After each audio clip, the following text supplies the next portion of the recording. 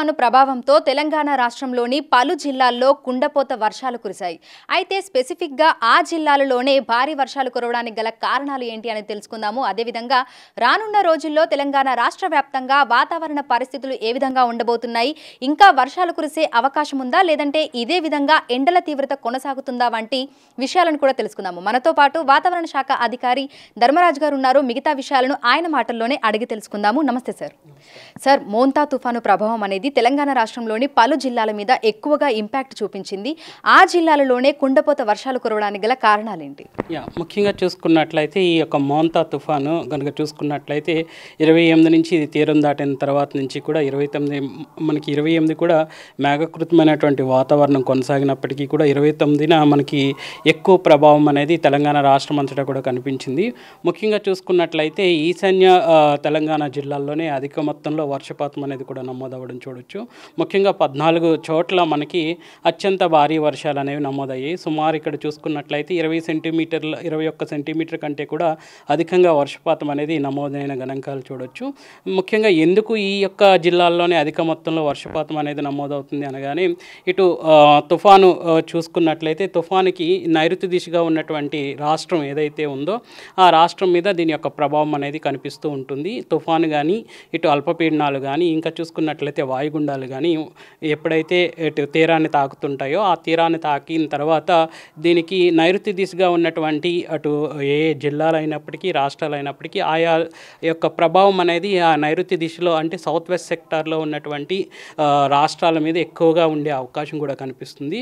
So ఒక విధంగా చూసుకున్నట్లయితే అంతర్వేది పాలెంలో మనకి ఈ యొక్క కాకినాడ మచిలీపట్నం దగ్గరలో ఈ యొక్క మనకి ఈ యొక్క తుఫాన్ అనేది తీరాన్ని క్రాస్ అయినప్పుడు తర్వాత దీని యొక్క ప్రభావం కూడా ముఖ్యంగా కొంచెం కిందకే మనం అంచనా ప్రకారం కొంచెం కిందకి క్రాస్ అయినప్పటికీ కూడా దీని యొక్క ప్రభావం అనేది ఈ యొక్క ఆంధ్రప్రదేశ్ సరిహద్దులుగా ఉన్నటువంటి తెలంగాణ రాష్ట్రం మీద పడిందనే చెప్పాలి. ముఖ్యంగా చూసుకున్నట్లయితే ఈ యొక్క నైరుతిగా ఉన్నటువంటి రాష్ట్రం ఎండుగానే మన తెలంగాణ రాష్ట్రం ఫాలో అవుతుంది.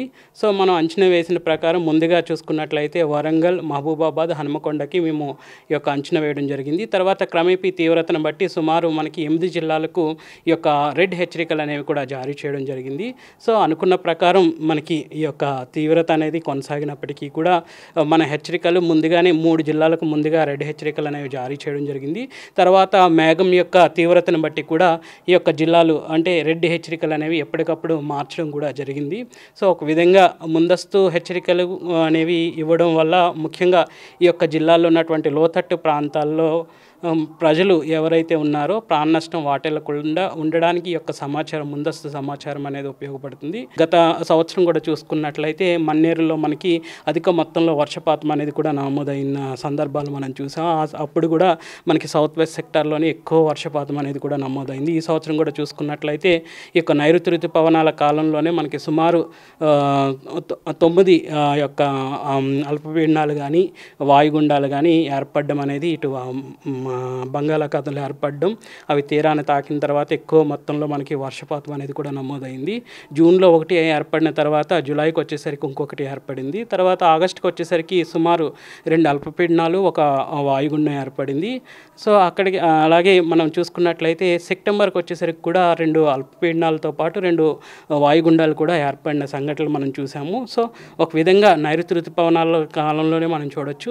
జూన్లో మనం ఆశించిన స్థాయిలో వర్షాలు రానప్పటికీ కూడా ఆ జూలైకి వచ్చేసరికి ఒక 5% వర్షపాతం అనేది తెలంగాణ రాష్ట్రం అంతటా ఇంక్రీజ్ అవ్వడం. తర్వాత క్రమేపీ చూసుకున్నట్లయితే మనకి అధిక మొత్తంలో ఆగస్టుకి వచ్చేసరికి మనకి ఇటు కరీంనగర్లోనే మనం చూసుకున్నాము. 2 రోజుల వ్యవధిలోనే సుమారు 63 సెంటీమీటర్ల వరకు కూడా వర్షపాతం అనేది నమోదైంది. తర్వాత క్రమేపీ మనం చూసుకున్నట్లయితే ఈవెన్ ఈ సెప్టెంబర్లోనే మనకి సిటీ మొత్తం కూడా ఆల్మోస్ట్ చాలా చోట్ల 12 సెంటీమీటర్ల నుంచి 15 సెంటీమీటర్ల వరకు వచ్చినటువంటి వర్షపాత గణాంకాలు మనం చూడొచ్చు. వరంగల్కి, మహబూబాబాద్కి, తర్వాత హన్మకొండకి, ములుగు, సిద్దిపేట ఈ జిల్లాలకి ఆ రోజు తుఫాను తీరం దాటిన తర్వాత రెడ్ అలర్ట్స్ కూడా జారీ చేయడం జరిగింది. అయితే ఒక్క రోజులోనే మనకు దాదాపు 42 సెంటీమీటర్ల వరకు కూడా వర్షపాతం నమోదయ్యింది అని చెప్పేసి అని ఆ గణాంకాలను కూడా చూసాము. అంటే ఒక్క రోజులోనే అంత మేరకు మనకి వర్షపాతం నమోదవ్వడానికి అంటే ముందే ఊహించారా మీరు ఇంత మేరకు వర్షపాతం నమోదవుతుంది అని? ఒక విధంగా తీవ్రత అనేది మనం చూసుకున్నట్లయితే మనకు వచ్చేసరికి రెడ్ అలర్ట్ అనగానే మనకి ఎప్పుడైతే వర్షపాతం తీవ్రత అనేది 21 సెంటీమీటర్ వరకు ఉంటుందో అంతవరకు కూడా మనం రెడ్ అలర్ట్ అనేది జారీ చేయడం అనేది జరుగుతూ ఉంటుంది. ఎరుపు రంగు హెచ్చరికలు అనేవి జారీ చేయడం జరుగుతుంది.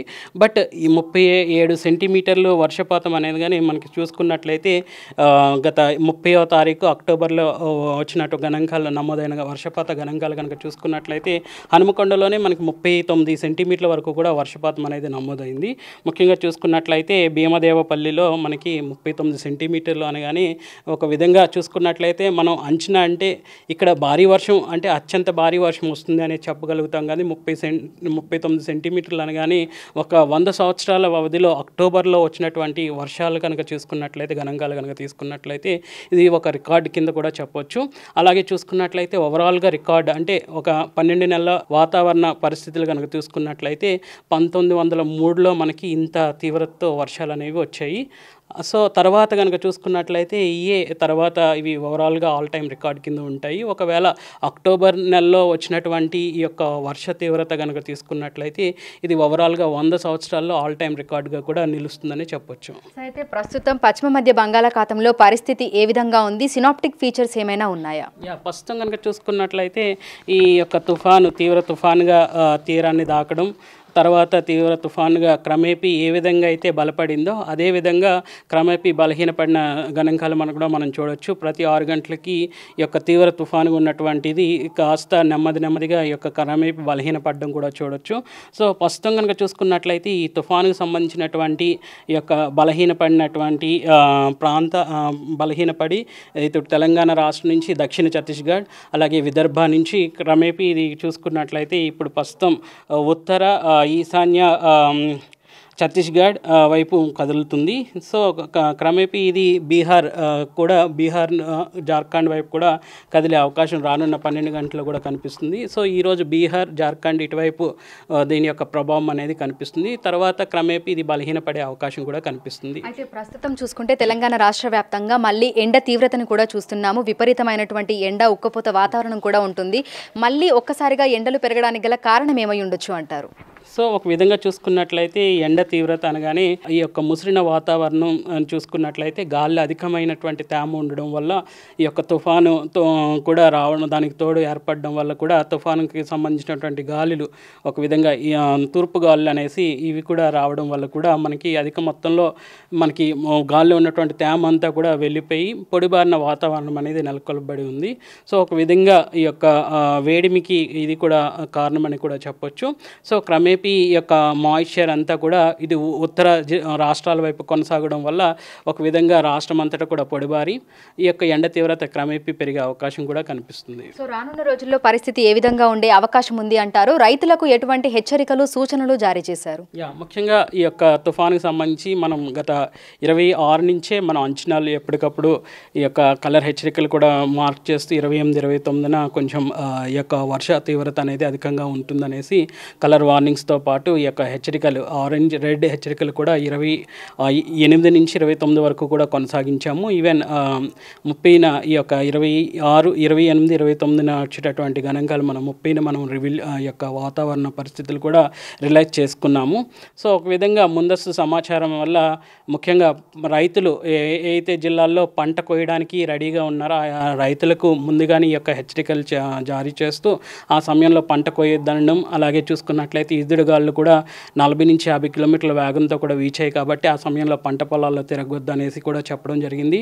అట్లాగే చూసుకున్నట్లయితే ఈ సమయంలో ఎక్కువ భారీ వర్ష సూచన కనిపిస్తుంది కాబట్టి ఏ జిల్లాల్లో అయితే మనకి అధిక మొత్తంలో వర్షం వస్తుందో ఆయా జిల్లాల్లో ముఖ్యంగా వరి పంటకి ఎక్కువ మోతాదులో వాటర్ కావాలి కాబట్టి ఒక ముందస్తు జాగ్రత్తగానే వరి పంటలు ఉన్నటువంటి వాటర్ ఏదైతే ప్రస్తుతం ఉందో అదంతా రిమూవ్ చేసి వేయడం వల్ల వర్షపు నీరు కూడా అధిక మొత్తంలో ఉండడం వల్ల ఒక కాండం అనేది కుళ్ళిపోకుండా ముందుగానే జాగ్రత్తలు తీసుకోవాలనేసి కూడా సూచనలు అనేవి జారీ చేయడం జరిగింది. ఇంకా పత్తి చేను కోసే రైతులు ఇటు దక్షిణ తెలంగాణలో పత్తి పంట కోసే రైతులకు కూడా మనం ఎప్పటికప్పుడు హెచ్చరికలు అనేవి కూడా ఈ యొక్క మన అగ్రికల్చర్ యూనివర్సిటీస్ ద్వారా కూడా ఈ యొక్క వాతావరణ సూచనలు సమాచారం కూడా ఆ యొక్క నివేదికల్లో పొందుపరచడం, ఈ యొక్క పొందుపరిచిన సమాచారాన్ని ఎప్పటికప్పుడు వ్యవసాయ శాఖ యూనివర్సిటీస్ నుంచి ఆయా అధికారులకు కూడా సంబంధించిన అధికారులకు కూడా మనకి చేరవేయడం అనేది కూడా జరిగింది. సో నవంబర్ మొదటి వారంలో పొడి వాతావరణమే కొనసాగే అవకాశం ఉందా? రైతులు ఎవరైతే ఇప్పుడు వరి కొయ్యాలి అనుకుంటున్నారో లేదంటే పత్తి తీయాలి అనుకుంటున్నారో ఆ రైతులు ఈ కాలానికి అనుగుణంగా వారి పనులు వారు చేసుకోవచ్చు అంటారు. ప్రస్తుతం కనుక చూసుకున్నట్లయితే రాష్ట్రంలో పొడిబారిన వాతావరణం అనేది కొనసాగుతుంది.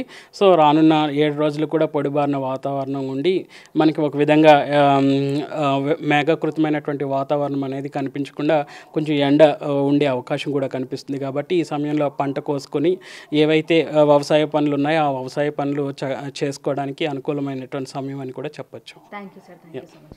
సో ప్రస్తుతం చూసినట్లయితే కూడా తెలంగాణ రాష్ట్ర వ్యాప్తంగా మనకు ఎండ తీవ్రత అనేది కనిపిస్తోంది. రానున్న 4-5 రోజుల పాటు కూడా ఇదే విధమైనటువంటి వాతావరణ పరిస్థితులు తెలంగాణ రాష్ట్ర వ్యాప్తంగా ఉండే అవకాశం ఉన్నట్లుగా కూడా అధికారులు అయితే తెలుపుతున్నారు. ఇక రైతులు వరి కోయాలనుకున్నా లేదంటే పత్తి తీయాలనుకున్నా కూడా ఇది అనువైన సమయం అంటున్నారు. వ్యవసాయ పనులు చేయాలనుకునే వారు కూడా చేసుకోవచ్చు అని కూడా అధికారులు అయితే తెలుపుతున్నారు. విడుదల రాజుతో అంజుమ, బిగ్ టీవీ, హైదరాబాద్.